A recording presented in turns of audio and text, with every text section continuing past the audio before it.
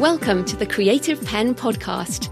I'm Joanna Penn, thriller author and creative entrepreneur, bringing you interviews, inspiration and information on writing, publishing options and marketing ideas for your book. You can find the episode show notes, your free author blueprint and lots more information at thecreativepenn.com, and that's Penn with a double N. And here's the show. Hello creatives, I'm Joanna Penn, and this is episode number 648 of the podcast, and it is Saturday the 8th of October 2022 as I record this. In today's show, I'm talking to Beth Kempton about writing fearlessly, tapping into flow and keeping a part of your writing practice sacred, as well as how the concept of Wabi Sabi can help writers with an acceptance and appreciation of impermanence, imperfection and the incomplete nature of everything. We also talk about seasonality in our work, saying no, which I struggle with and I know many of you do, and balancing time between creativity and the job of being a writer. So that's coming up in the interview section. So not too much in publishing, but combining publishing with the futurist stuff, which has kind of merged into the current things, thanks to Steph Pajonas, who let me know that Kobo Writing Life actually allowed direct upload of AI narrated audiobooks, which I then verified with Tara over at Kobo Writing Life. So yes, you can now upload AI narrated audiobooks direct to Kobo. And what's interesting is I did some AI narrated audiobooks with DeepZen before Google put out their auto narration, and those audiobooks I did with DeepZen, they're everywhere except Audible, but they're on Apple, they're on Spotify, they're on Google Play, they're on Kobo, as well as Nextory, BookBeat and some other smaller vendors. I think they might be in the library stores if you have a look. 1,000 Fiendish Angels, there are two versions. One I narrated, it's a trilogy of short stories. One is, I narrated, and the other is AI with a male voice. So, and it's so funny, somebody emailed me and said that they thought the female AI voice was not great. And I was like, no, the AI was the male, I was the female. So this is what's so funny now. I think everyone hears differently and some people don't know. Now, I do label things and I think this is very important. And Tara mentioned that in her email. She said, make sure people label them as AI narrated or digitally narrated, however you want to do it. So I think that's really interesting because, of course, we've talked before, you can use Google Auto Narration to create, if you're wide with your ebooks, because it's based on an ebook, you can do that to create your audio, and now you can sell them on Kobo and getting onto those other stores. So I don't know how you would get audiobooks onto Apple. DeepZen distribute there, but at the moment Findaway Voices don't allow AI, but given that they're now owned by Spotify, perhaps that's something that's coming, who knows. But Audible does seem to be the mainstream holdout, but given how advanced Amazon AI voice is, I just can't see how they won't get into it eventually. But will 2023 be the year of mainstream AI narration? Now, I was thinking about this. I am usually 5 years early, and I've been talking about it since 2019. The very early stages of 2019 was when I can find evidence of me talking about this. So basically that would suggest that 2024 might be the year. We shall see. But you heard it first here. I'm also listening to Rule of the Robots by Martin Ford, which, if you are at all interested in the futurist stuff, is really interesting. I'm listening to the audiobook, but I also bought the hardback. And this week I'm going to Wired Smarter, a full-day event in London with lots of speakers, including Tim Berners-Lee, who is famous sort of for starting the original internet. And there are speakers from Amazon, from all kinds of really interesting companies doing interesting things with futurist stuff. So I will report back on that. I also have a discussion coming on AI art.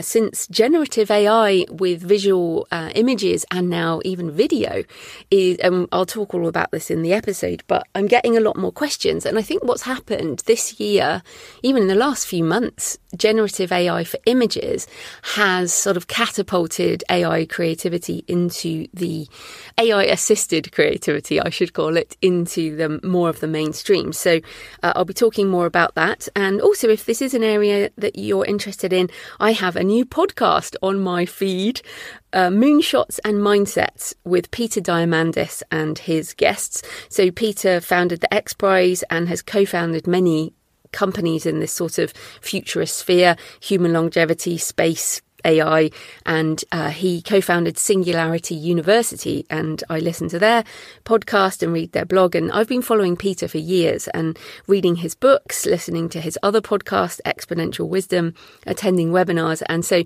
I'm excited about his show. And many of you have asked how I stay so positive and upbeat about the future, and Peter is definitely part of that positivity.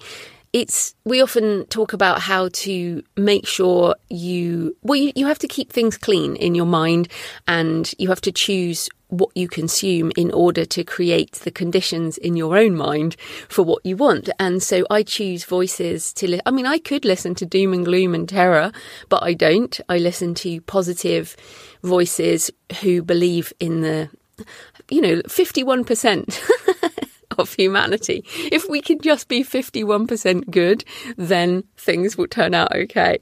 That's kind of the attitude that comes originally from Kevin Kelly, and Kevin Kelly would be another one. But yes, anyway, wanted to mention a few of those things in case you're interested. So in my personal update, well, life has thrown a curveball this week in that we had this tiny drip from our shower down into the kitchen, like barely one sheet of kitchen paper to, dab it up. But turned into a pretty major issue when the plumber got behind the wall and into the floor.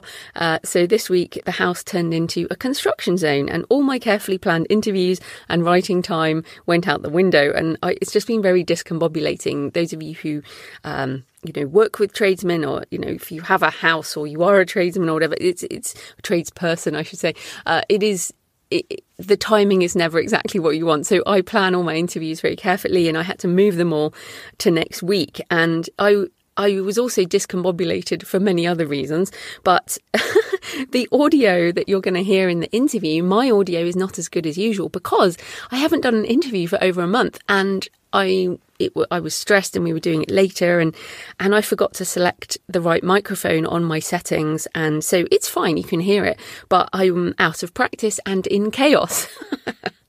But the discussion with Beth kind of feeds into that, and it's a good reminder that life happens even when we don't plan it. And in fact, we can plan all these things and then something happens. And that might be a health thing, getting COVID like I did last year. Many of you have health issues, something happens with your kids or your parents or whatever. Things happen. And when I planned time out for my Camino, I planned a week of grace either side, so that I would, I had to ease out of life and then kind of ease back into life. So this week was meant to be my first week back at full speed, but it hasn't turned out like that. And as I discussed with Beth in the interview, we have to accept imperfection and replan as we need to and adapt. I did manage to work on some chapters of my pilgrimage book, which are less reflective and more practical. I'm in that chaos of Scrivener one-liners at the moment, and as a discovery writer for, I guess, both non-fiction and fiction, at this stage of the process, it is very chaotic. It looks a bit like our bathroom, which just destruction. There's lots of stuff everywhere, but I don't really know how it's going to turn out. I mean, I hope the shower's going to turn out nicely. I hope my book is too. But in terms of my Scrivener, I do have a tutorial, and you can find that at thecreativepenn.com/tools. And essentially, I just throw these one-liners into Scrivener. So I have with just loads of ideas on, and then I start writing bits of paragraphs, and then I start knitting it all together. And it's interesting. The book now feels more like it will be the Successful Author Mindset style book, which is practical tips, questions, reflective journal entries, chapters on certain topics. It's not an A to B memoir, and it's not a guide to the Camino or any of the particular pilgrimages. So it's emerging, and that's okay. And I know how this process goes. Eventually my chaos turns into a book. Yay! And so my question to you is, what is in chaos for you, and can you sit with it and have faith in your process, that it will make sense eventually. And to, I guess, think about what is emerging for you in this time, or even what is not emerging, because I talk about with Beth this seasonality, and sometimes with our seasons you need a fallow period. And I feel like during my Camino, I didn't do much other than walk. I mean, obviously I was tired, but my brain didn't do much either. It kind of entered a fallow period of walking meditation, I guess, and I didn't think deeply. And that's always an interesting thing. But what happens is almost that emerges afterwards. So I'm still planning a solo episode on it. I'm still processing. Obviously, these things take time. But yes, so my question for you this week, what is in chaos, or what is still emerging? Or are you entering, or do you need a fallow period? So thanks for your emails and tweets and comments over the last week. Lots of comments about my outlining versus discovery writing solo episode with those excerpts from the audiobook. Vivian left a comment, amazing post. I have so often been made to think by reading authors' advice that my stories would be better if I planned them beforehand, but I find that so boring. When I was at school, we were told we must plan our essays and write our plan to hand in with them. I used to write the essay or story first and then the plan based on what I'd already written, which I absolutely love. Most often I know the end of the story, sometimes not. I start writing and carry on until the end. I really enjoy the discovery method, and I'm constantly surprised by my characters. So I love that, and I agree. We're so often told that this is the way we have to do things, but it's just not true. If you end up with a finished product, story, non-fiction book, memoir, poem, whatever it is, painting, whatever it is you end up with, then your process got you there. So even if you're like, oh, I should have a better process, well, yes, maybe you can improve it, tweak it, but I do think we probably have a default way of creating, and for sure try other things, but don't let people say you should do it that way. In my recent podcast episode with Orna Ross on the Ask Ally show about taking a step back, we talk about this, about the word should not be in the creative space. There are no shoulds, essentially.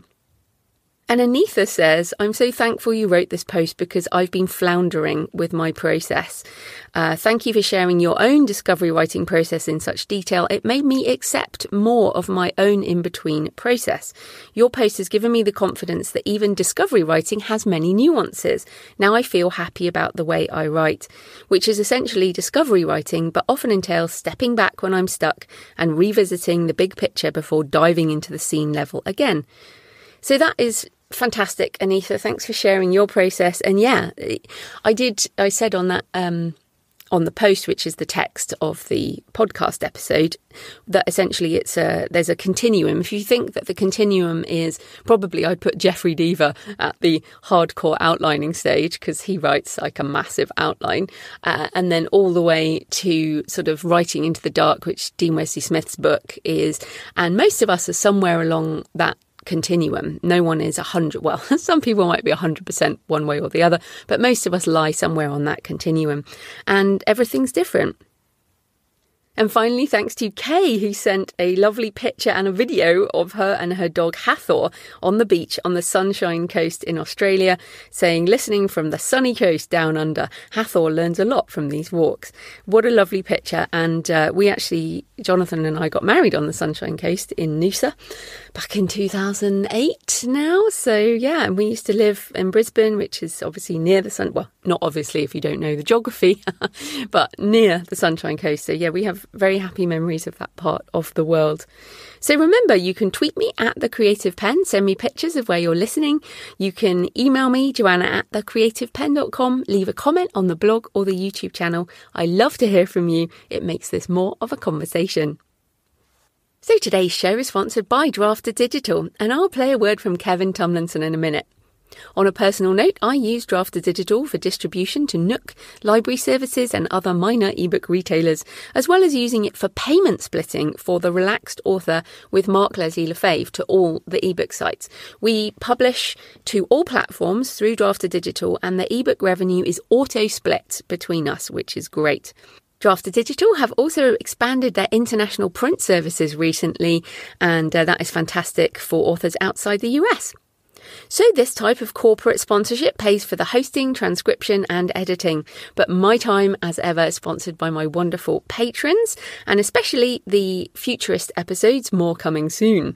Thanks to new patrons this week, Casey Lassiter and Lindy Ann Fitzpatrick. Thanks to returning patrons. I know many of you pop in and out of patronage over time. And if you are considering supporting the show, don't worry. It's not like you subscribe and that's forever. People come in for a bit, they leave, sometimes they come back, and they move the money up and down. It's all under your control, so it's not like you subscribe forever. And I absolutely understand people popping in and out as things change. But thanks to everyone supporting the show. It does mean an awful lot to me. And as you know, I do extra things for patrons. You also get the extra monthly Q&A audio, which I will, of course, be doing for October in the coming weeks. And I often do extra discounts for my courses, ebooks, audiobooks, and you can support the show at patreon.com, patreon.com/The Creative Penn. Right, here's a word from Drafted Digital, and then we'll get on with the interview. Hi, this is Kevin Tomlinson with Drafted Digital, bringing you D2D Smart Author Tip number 12. Book promotions. Yeah, you heard me. Reaching more readers worldwide on every ebook retailer online is one of the biggest challenges you face as an indie author.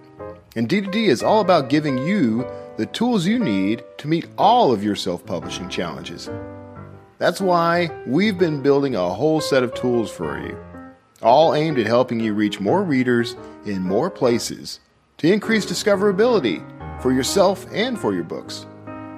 From author pages to book tabs, reading lists to scheduled promotions, we've built a whole toolbox to help you with your marketing. And we aren't stopping there. We're actively talking to our retailers to find as many promos as we can and passing them on to you. And as we go, we grow. Building more author marketing tools is part of our mission. Drafted Digital. We are self-publishing with support. Find more at d2d.tips/creative pen. That's pen with 2 N's, because we're big on the numeral 2 around here. Beth Kempton is a Japanologist and the author of multiple non-fiction books, including Freedom Seeker, Wabi Sabi, and her latest book, The Way of the Fearless Writer. She also runs multiple creative businesses and is a podcaster, speaker, course creator, and also co-hosts retreats. So welcome, Beth. Thank you so much. What a joy to be here, Joanna. Thanks for having me. Oh, no, I'm excited to talk to you today. So first up, tell us a bit more about how you became a writer and a creative entrepreneur, and also how your experiences in Japan impact your books and business now. It's so funny hearing you do the intro. I feel quite exhausted listening to all those things that I do. And I think it's really important to say I don't do them all at the same time. I've had my own business for 12 years now, and I do a retreat every couple of years or whatever, over that time. Not done that many, and I spread things out. I've done 5 books in 5 years, and that has taken a huge amount of time and attention, as you'll know. And I think I feel quite fortunate that we started our business 12 years ago with online courses, really before many people were doing online courses, especially in the kind of self-help and personal development arena. There was hardly anything around, especially on this side of the pond. And so it's been amazing to have that foundation already built, and then the books have kind of come out of that, rather than writing a book and having to then do all the stuff after that. But I just wanted to say that I think it can be quite intimidating to hear all that stuff. And, I've got 2 children at home and do run 3 businesses, but it's the day to day is slow progress, even when you look back on it, and it feels like quite a lot. So I'm grateful, absolutely, for, for doing it this way. That. Yeah. I mean, obviously, this podcast has been going since 2009. It's amazing. and I think for people who are kind of coming into the arena, it can feel like there's so much catching up to do, and there isn't at all, because actually it was probably the same for you when you started your podcast. The technology was so different and so like clunky and difficult and expensive. And so even if you don't have that particular foundation, it's a lot quicker to start doing new things, I think. So I'll answer your question now. No, that was a great way to start as well, because you're right, starting now, I mean, if you were starting now, you might start on TikTok, for example, and personally I'm not going anywhere near TikTok, so I mean, it depends when you start. But yes, tell us more about Japan. Yes, sure. So I did Japanese at university, not because I was a linguist. I was the opposite of a linguist, but because I had a massive aha moment when I was 17 that made me ditch all my convictions that I should be an accountant, and in the space of a few weeks had to figure out something else to do that would allow me to go on an adventure. And I decided that learning a language would be a good idea. And except the universities in the UK at the time wouldn't let you study a language at university if you'd not done it at A-level. So I ended up looking at the ones I could do, which kind of got narrowed down to Japanese, Chinese, Arabic and Russian. I did eeny, meeny, miny, mo. And it's so weird to think of that now, because Japan always, even though it's so different to the England or the UK that I grew up in, it's always felt completely familiar in a way I can't really explain. And so I can't imagine that eeny, meeny, miny, mo would ever have worked out anyway, apart from landing on Japanese, because it's always just felt like such a natural fit for me. But I went on to, after university, I went and lived and worked in Japan and came back and did a master's in Japanese. And then actually my career took me into the corporate world with some connections to Japan, but much more on the corporate side. And it was actually in the world of international sport. And then something happened that I got disillusioned with the corporate world, as many people do. And that's what led to me setting up my company, Do What You Love. I really wanted to have much more direct contact with people to help them figure out ways to make the most of their precious life and to do what they love. And actually in the first few years, it was really difficult to find a way to weave my Japanese experience and knowledge and everything into my work. It felt like it was being forced. And the company started with me actually making it, the first online course we did was called Do What You Love. And it shows that you can make an online course out of anything, because it was literally, my friends always said to me, you seem so jammy.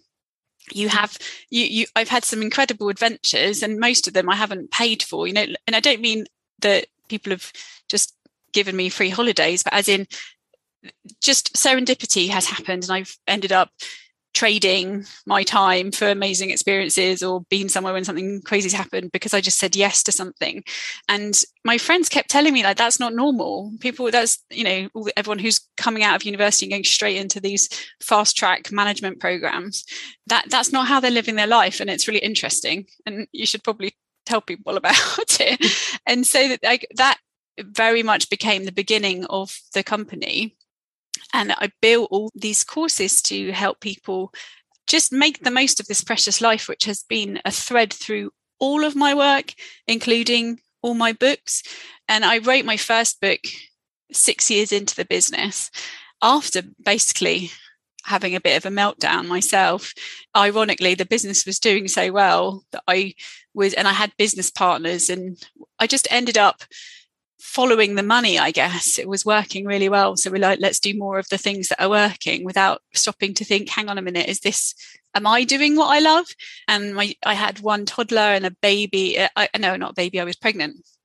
And one day it all just got too much for me. And I just collapsed on my bedroom floor and just had these visions of this person I used to be, which wasn't anywhere near the person I was at that moment. And so it became a really big question about feeling free. And I thought maybe this is a big enough question to be a book. And that led to me writing Freedom Seeker, which wasn't easy, but I think taught me how to write a book.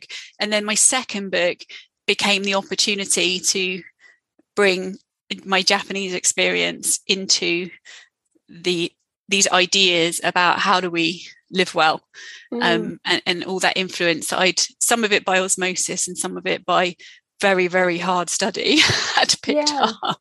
Yeah, I love what you've told us so far about your sort of career trajectory, because it's not a trajectory, it's kind of these sort of weaving shapes, and you've had ups and downs, obviously, and you talked about a meltdown there, but also you mentioned the word jammy, which if people don't know English, it's a British English, I mean sort of lucky, or someone who's a bit lucky is a bit jammy, oh, you jammy thing. But yeah, it's really interesting how you leaned into your passion, but also took opportunities as they arose.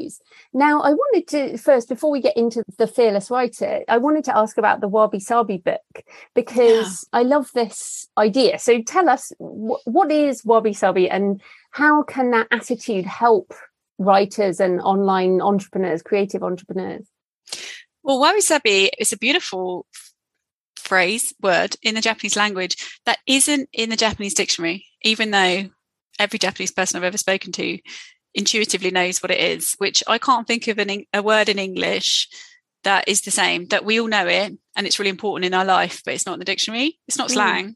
And so that made me very curious and also incredibly wary about writing a book about this, essentially defining a term in someone else's language that doesn't have its own definition in that language. And so I hesitate to give one specific definition, but I would say that the definition that we've been using in the West, which is really as an adjective to describe a particular look of objects. Wabi Sabi was named a global design trend for things that are kind of natural, organic, warm looking.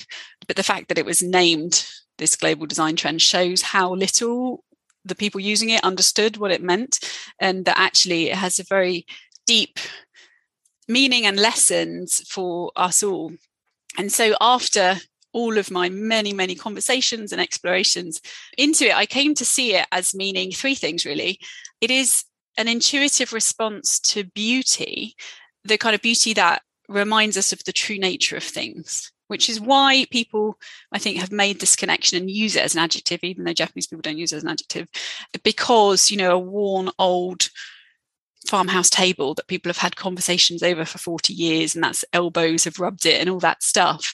That's really telling us about how things change in time. That kind of beauty is in it. It's not perfect and shiny, but there's a real beauty in that piece. So that's really what the kind of beauty that it refers to. But it's also an acceptance and appreciation of the impermanent, imperfect and incomplete nature of everything. And when we properly think about that and take it on board, it's just such a relief, because the word perfect means something is finished, right? But nothing is ever finished. Impermanence is a fundamental kind of rule of nature. Everything is transient, everything is changing all the time. And so nothing can be perfect because nothing is ever completely finished. And that includes us. We're works in progress. So that it's crazy that we should aim for perfection and let this complete obsession with perfection get in the way of us putting our creative work out in the world, because it's never finished. That acceptance of imperfection is a huge part of any writer's journey, I think. And just to finish off answering the question, the third kind of definition is that it's a reminder of the gifts of a simple, slow and natural way of living, which I think is actually a really lovely approach to creativity as well. We make it really complicated sometimes when we think we have to have all these apps and things and perfectly organized rooms and I don't know what, but we make it complicated when it's really just breathe, write, repeat, right? I mean, it's most simple. It's interesting. I think why this resonated with me, and I just, as we record this, I come back from a pilgrimage, which stepping away. I saw that. Yeah, kind of stepping away from the business, and I've had quite a lot of emails from people almost asking for permission to do the same thing, in the same way that I have asked permission from other creatives. Permission in inverted commas. We feel like we have to just keep on going. But you mentioned there that worn old table in a farmhouse and the imperfection. And I also am very interested in AI technology and robotics and all this stuff. But we're not the Terminator. I think that's it. We can't just go on every day. And every day you must write, you must meditate, you must look after your children, you must do your exercise. And like, that isn't us. We have to embrace the imperfection of being a human, not a machine. And like you said, you lay down on the floor that day having a meltdown, but in a way, that's just your response to doing too much. And I feel like this idea of Wabi Sabi and the imperfection being beautiful is something that's so important. But how do you balance that as someone who puts out a finished product? Like, and your book's beautiful, you know, how do you, thank you. Do you know that? I mean, I have a story to tell you about that. But this idea of us as ever-changing creative creatures, ourselves as well. I think it's really important to allow ourselves to be different versions in a day, in a year. I mean, my work is incredibly seasonal and in terms of when I write and things. And it's because I have my, emotions are different when it's a dark, wet winter versus when it's bright, shiny sunshine outside and all of that. And also as we age, what's important to us when we're 20 might be different to what's important or interesting to us as a writer when we're 50 or 80. And I think that's really interesting to pay attention to and not fixate on I'm this kind of creative person and I write these kinds of things. And that again flies in the face of you have to be known for something. You have to be consistent and deliver what people expect. And I think that's a load of rubbish myself. I think if you do that, you burn out in your genre and also the reader knows. Yes, and you stop being interested in it. Yeah, which is just another job. Exactly. But to come back to the perfection in the books, I'm incredibly lucky that my publisher Piatkus do such a beautiful job with them. I mean, this recent one, The Way of the Fearless Writer, it's got this gold sun on it with a reflection on water, and it's just utterly gorgeous. And they're incredibly professional, and there's a very intense process of there's not a lot of editing, but as in it goes through a lot of people checking different things. Ultimately, I 100% take responsibility for what is on the inside of the book. Obviously, I'm consulted on the cover, but the outside of the book is really the publisher's responsibility. But with this particular book, just a week ago, I got, oh my goodness, I realized that one of the Japanese characters in the book is wrong. And basically there's a sentence there's two sentences back to back where the character in the first sentence has been repeated in the second sentence instead of the correct character being given. And I had that awful knot in my stomach when I realized it's like, oh my goodness, this is just awful. Like I'm not teaching people Japanese at all. And this book is about helping people to write, but I want to give people correct information. And then obviously if they're interested in a particular area of what I'm talking about, they can dive deeper into that area. But I don't want to give people wrong information, right? And it's only one word out of 50,000 words. But for that moment, and it's this, same with a typo in English. But that's when I practiced the teachings from Wabi Sabi, and I absolutely did that then, and I do it all the time. And it's acceptance is alignment with the truth of the present moment, right? So what is true about this moment? Okay, there is an error in this printed book. Who knows how many thousands of copies of this book are already printed because it's coming out in a few days' time from when I discovered the error. They're in the distribution system. That's a fact. Okay, what can I do about it? So obviously I let my editor know. And well, this is a special edition. Because thank you. This is how people have always spun mistakes in first edition. Yes. It's like, if you get one, you're lucky. Yeah, you better rush out and get one, because I tell you what, that print one's going to be done soon, and then the next one's not going to be wrong. Exactly. But it's so interesting because it was like, right, what do I need to do? I need to let my editor know and apologize. And I read that finished manuscript, 20 times. I paid 3 individual experts to read it, 2 of which are Japanese and one is a Japanese professional translator. They did a brilliant job, and I don't know how it slipped through all of our net. So I think it's really important for us to take responsibility, but also I'm like, it just happened.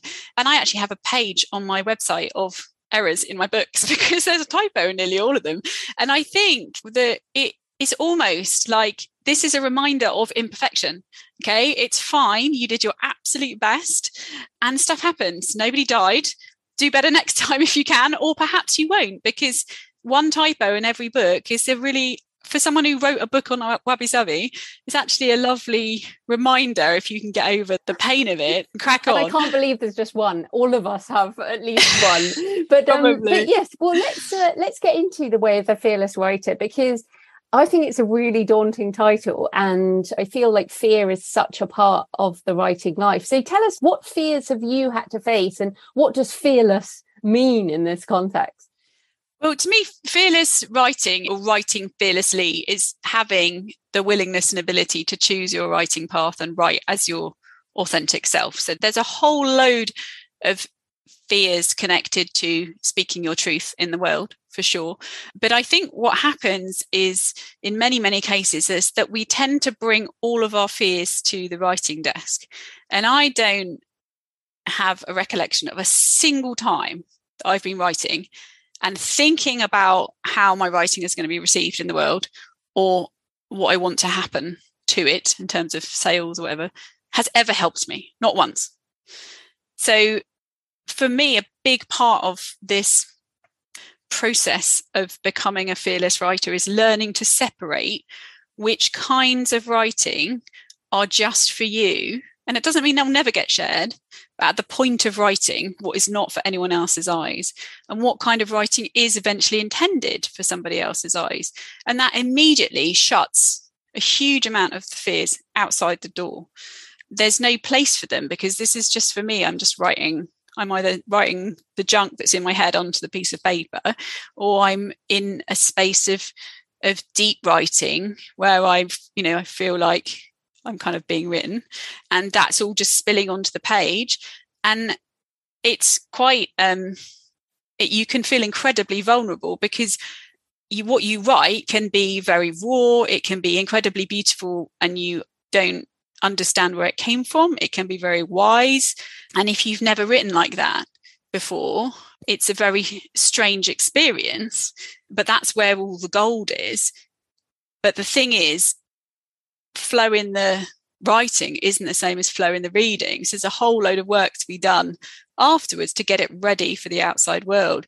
If you're editing between brain and page when you're trying to get the juice that's deep inside you onto the page, nothing's coming out. You're not going to have any problem with anyone criticizing your work, because it's not going to get out in the world. So I think, first of all, really understanding what your fears are and where they arise, and being able to separate them out and keep them at a distance from your sacred writing space is a huge thing to do. And I can genuinely say that I have almost no fear in terms of writing words onto the page, just the writing of words on the page. Any fear that I have, and I think I will have for the rest of my life, because it's part of what it is to put your creative work out in the world as a human being, is to do with when it's shared with other people. And there are definitely strategies to help you with that, and I've put lots of them in the book, but that's where all of my fear lies. And when I write books, I write non-fiction, so I don't know how well this would work for fiction. Maybe I'll try it one day and come back and tell you. But certainly for non-fiction, I actually write my manuscript in tiny pieces, and it's almost put together more like a jigsaw at the end. So I don't have a draft, what somebody would call a first draft, until incredibly late in the process, way after, maybe a month, 6 weeks before it gets submitted to the publisher. And I've actually done quite a lot of work shaping smaller pieces before, and then I put them all together and then fiddle with that.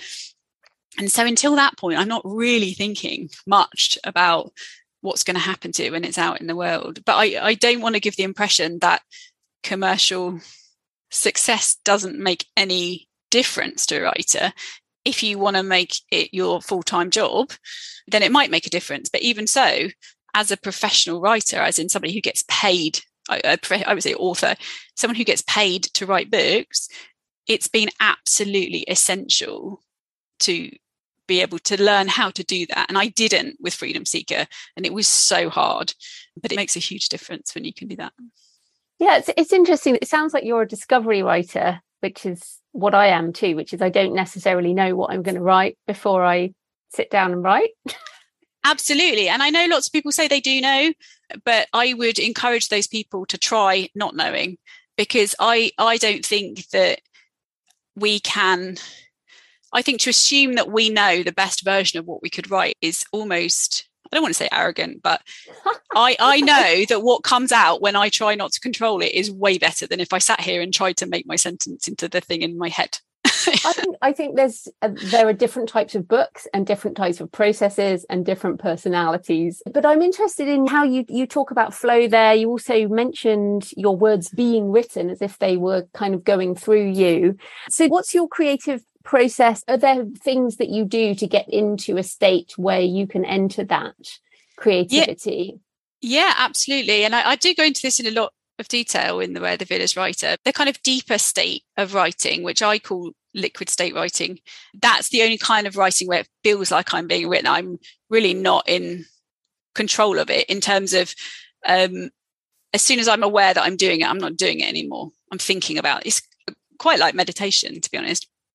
You enter that kind of writing, and I believe anyone can do this. I don't think it is anything to do with personality or anything like that. I think it's about creating a mindset that you can have a sacred writing space. And that doesn't mean a physical space necessarily, but a quiet place where you metaphorically or actually shut the door on the outside world and all the noise, and you enter this space. And how you enter that space will depend on what you like. But for example, you can use some simple breathing. I mean, literally just in, out, slowly, deeply. I don't mean a complicated breathing technique. Just breathing slowly and deeply to center yourself and bring yourself into that writing experience. You might like to light a candle, because the lovely thing about a candle is that you open the experience with the candle, and then when you blow out that candle, you're rounding off the ritual at the end, so it feels like a lovely circular thing. And then I often use a spark, like a kind of catalyst for the writing, which gives you a very, very loose direction. But essentially, it's not to control what you're writing, it's to take you away from getting stuck in what's in your head. So if you only do journaling and you only spill what you can see in your head, like all the things you're worried about or the things that you're ruminating about, if you only journal and put those on the page, you can get stuck in a cycle of only ever talking about that. But if you have a beautiful ritual like this, and then your spark is something like a poem written by somebody else, or a question, or a beautiful paragraph from a nature book, or anything at all, and then you just read it to yourself out loud or just on the page, and then you start to write, and it's incredible what comes out. Sometimes you don't even have to have a spark. You could just write. I often do this. I very often get up at 5, or I'm at my desk at 5 in the morning because I have 2 little children, and it's such a gorgeous time of day, and I make a really big effort to not have strong sensory stimulus between getting out of bed and getting to my desk. So I go downstairs in the dark and have very low lighting, make my tea, have a stretch, and then go to my writing desk without absolutely not checking email or my phone or even putting on music, to be honest, and just trying to keep myself as close as possible to that special state of kind of just waking up. And then if you have a ritual at that time, it doesn't mean that you have to do it at 5 o'clock in the morning. You can do it whenever you like. But I think part of that for me is because I've been doing it for such a long time. But in that period of quiet and darkness, I think can really help as well. It's amazing what comes out. So I would really encourage people to try it, but also to round off that ritual, to blow out the candle or repeat the breathing that you did at the beginning, whatever, and then open the door and go back into your life, knowing that you've had this time if you're writing, whether it's 10 minutes or 2 hours or whatever it is, and just develop it as a practice without feeling all the time like I've got to write a book, or I haven't published a blog post in ages, or I need to do X, Y, Z. I mean, just to enjoy it. And I promise that over time, there will be gems in what you come up with, and you'll fall in love with it if you've fallen out of love with it.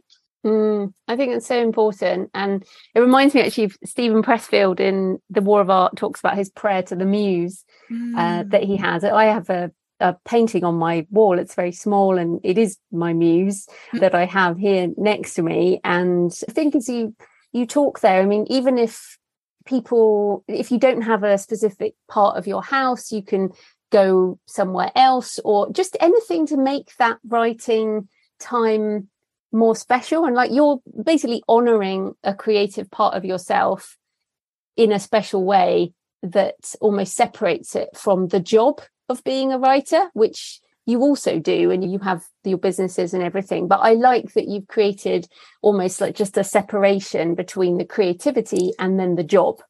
Yeah, it's so true. I don't light a candle before I send an email to my editor. I didn't light a candle before talking to you. Sorry, Beth. I did light a candle before talking to you. Oh, there I we did. Go. Yeah. It's totally.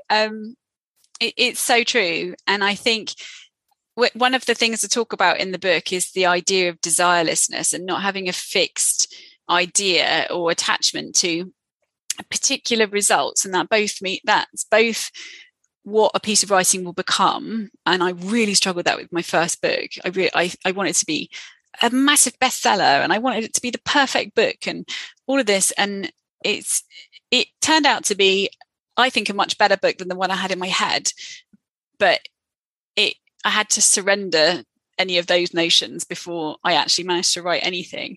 But also having any fixed idea of what success is going to look like specifically. And that doesn't mean it's not valuable to visualize seeing your book in a bookshop, because that can help it feel more real. But what I'm talking about is saying, if it's not a Sunday Times top 10 bestseller, it's a failure. And it is that specific kind of that's the only metric that's gonna make me think it's worth something.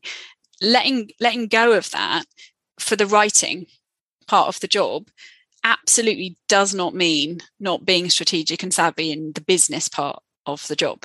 So I absolutely have a plan, and I absolutely build my network and my community, and do everything I can to get the word out without being attached to a particular way that is going to unfold, or what success for that book is going to look like. For me, the success of that book has already happened. I got to spend 4 months of my life exploring a really interesting question, walking up and down the river, having coffee, talking to interesting people, learning more about the things I love. So it's already successful to me, and I got paid to write it, which is a bonus, So, but in my business, I'm incredibly strategic. That's my job.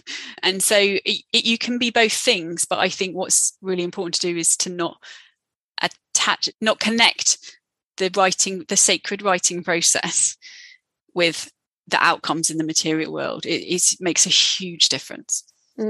Absolutely. And there's so much in your books, and as I told you, I got a review copy, but I've also ordered several in hardback because I found them really valuable for my own, reminding me about what I already know. So much of this stuff is reminding ourselves of what we already know and coming back to things. So yeah, that really helped me. I wanted to mention it, but I do want to, just before we run out of time, I do want to ask you about the business side. You mentioned you have 3 businesses. Obviously, you've got Do What You Love, and you've got other things. You produce all this content. You have a family, and you sound like a multi-passionate creative, which I am too. Can't just do one thing. But how do you balance your time and also almost switch heads? Like, to me, that sacred creative space is a different head to like the person who's talking to you now. This is like a different head to my JF Penn fiction writer head, for example. So how do you balance your time and switch between all these different facets? Well, I think the most important thing is I talk a lot to my family about it. And so we very much kind of approach it like a team, like we're all building something together, including our children. And so them being quiet or doing a drawing while I'm doing an interview or something, they understand that's connected to what we're trying to make. And my husband's actually my partner in the business, so that helps as well, for sure. But I think communication is a huge thing. And then in terms of the actual time, on an annual basis, it's very seasonal for me. I've got into a lovely rhythm of winter, so January to April, so kind of winter to very early spring, is when I write my books. I tend to have about 6 months to write a book. And I usually get a pitch in autumn, and then I get the deal in kind of late November, December, and then January to April it's written, and then like my next deadline is May the 1st. And during that time, the teams of the two businesses that are not my main Do What You Love business, one is makeartthatsells.com, it's an online art school, and one's makeitanddesign.com, which is a online design school. They have teams, they're like staffed fully, and those teams are brilliant, and they know that they can, I only email on Wednesdays, so if they need something from me, it needs to be in my inbox by Wednesday morning. And if it's not clear, they can't come back to me on Thursday, or they have to wait until the next Wednesday or figure it out themselves. And it's actually been amazing for the teams. Everyone's completely stepped up, and it's only worked because I've really stuck to it. Like if I started emailing them on Friday, then it's just confusing for everyone. And so for that time, it works. And both my business partners have written books as well. So that helps because they understand. And I couldn't do that all year round and run my businesses for sure. But I think it's because it's such a concentrated period of time. It's easy to explain. And then spring and summer, it's a very different energy, and I'm very connected with my community, and I teach a lot, and I'm very involved in the business, and we do all our annual planning for the businesses in the summer. So we plan January to December the following year in the summer, and we have our biggest sales of the year for all the businesses in November. So we need to know everything we're going to be selling the following year in order to have it in the sale in November. So that means the teams can then use from summer up to November to get ready for the big sales, that kind of thing. So spring and summer, I'm doing all that and planning the promotion for my books, which then tend to come out in October. And then I tend to do podcasting from October to December, and then close the door, get my cup of tea, and go back to the writing desk. So that's the kind of year. And then on a like day-to-day basis between May and December, when I am doing both, I'm actually more likely to have the 5 o'clock in the morning start, because in January to April I might be writing 8 hours in a row, so not necessarily doing the super early start sometimes, but it's dark, very dark and cold and wet, so I could do the same at 6:30 and it still looks the same. It still looks the same outside. Yeah, exactly. But yeah, so I would then like during the week, I do definitely block out chunks of time. I'm quite good at not flitting from one thing to another, and anytime I feel overwhelmed, it's because I've stopped doing one thing at a time. And my husband's constant, he literally put on a post-it on my computer the other day, like one thing at a time. And I plan ahead a lot. So the launch for this book was October launch. I was making content for that in June. So it's all so it doesn't feel like a big rush, and that's come from hard experience for sure. So we always try and encourage all of our staff to not overwork and to stick to their job description and not do more than they need to. And if something's not working, then to tell us about it rather than just do loads of work, because obviously it didn't work out well for me when I ignored that. And so I think we have a good balance, and I say no to an awful lot of things. So from January to April, I do almost no media interviews, because my personality is that takes up a huge amount of psychic space. I'd much rather someone sent me an email and gave me 3 days to reply to them, and I could just write it, to like a live big interview or something, or a big event, speaking on a stage. I can do it, but it just takes me a lot of headspace to prepare for it, because I want to do a good job. And that's the control freak in me, who I've been working very hard to shift to the side. So I think being aware of that is really important. For some people, there's nothing they love more than talking to someone, and wouldn't bat an eyelid to just jump straight on a podcast. And then, so that's not a consideration for them. But I think I understand myself quite well in terms of how I work, and try and play to that rather than force something. Yeah, as a writer, I think it's really important as well to talk about that. As a writer, there are so many ways to get your words out in the world. It's a particular kind of media that makes you so terrified you can't get out from under your desk, and you lose like 3 weeks to anxiety. Then just don't do it. Like, nobody says you have to do a podcast interview or whatever. You're a writer. If all you ever want to do is write about your words and never speak about them, that is possible. And I think it comes back to that permission thing, doesn't it? It's good to push yourself because they're all great opportunities, but if it's damaging to you, it's also okay to not do it. No, fantastic. And in fact, the gate of formlessness, part of the book is this aspects of water and creativity, which you talked a bit about liquid writing. But I guess with water as well, it finds its own level and you can try and box it in, but you're going to get leaks. And I say that because we've got a leak in our bathroom. Talking about before. Water on the brain. Yeah, I do. We totally have it. But I respect that you have found ways to say no and that you've learned what works for you. And I feel like these are things I know about myself, but I keep having to remind myself, like speaking as well. Like you said, I really struggle to be in in crowds, basically. So big events. And I recently decided not to go to an event in Las Vegas because I just can't deal with it. It's just exhausting. And then I get sick. So we have to learn to say no. And like, it sounds like you've been able to do that really well. Did you always have that, or did you learn that over the time you've been running your own business? Oh, no, I definitely didn't know it. Definitely. I've learned it from going all sorts of wrong. And also, I think because I was a lot more confident when I was young in terms of talking on stage and things like that, I just didn't bother me. And then the older I've got, the more I have to, I don't know, I just overthink it maybe. But I think it's so interesting to hear you say that, because when I think of you, I think of someone who does an awful lot of events. And one thing that we often don't do, I think in the same way that a freelancer might have an hourly rate for something that they produce, but don't take into consideration the prep time or the whatever time, or somebody who goes to work in office doesn't take into account the value of the time it takes them to get there, whatever. We often undercut our own value just thinking about the time on the job. And I think when it comes to doing things like speaking, if it's not completely natural and an utter joy for you, and it gives you energy, which obviously certain personality types, if it drains your energy, then that recovery time needs to be built into how many days you're giving to this job. And is it worth it? Like, what is the opportunity cost of that? If it takes you 2 weeks to recover and you could have been writing in that time, then maybe it is, because it is a one-off unbelievable event, but maybe it's not. And I think the older I get, the more I realize that we get to choose. Like, we literally, and surely if you're running your own business, one of the reasons is probably because you want to be able to choose. And there isn't somebody who sat around the corner waiting for you to come around and they're going to go, oh yeah, you don't have to do that. You have to give that permission to yourself. Absolutely. No, I feel like we could talk about this forever, but we are out of time. So where can people find your books and everything you do online? Oh, thanks, Joanna. The Way of the Fearless Writer is my new book.